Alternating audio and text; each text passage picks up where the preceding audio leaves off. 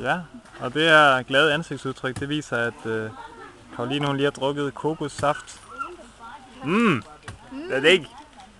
Det er dig, og det betyder, at det er dejligt. Veldig godt. Dejlig. Og her har vi den her drikketeknik, som Hanne Martha hun vil demonstrere lige om lidt. Man drikker uden at røre glasset. Det er en videnskab i sig selv.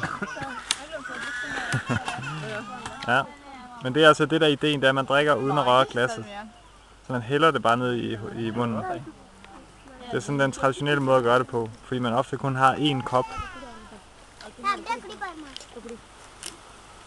Og det kan være, at vores leder Thor Vilje vil vise, hvad man gør.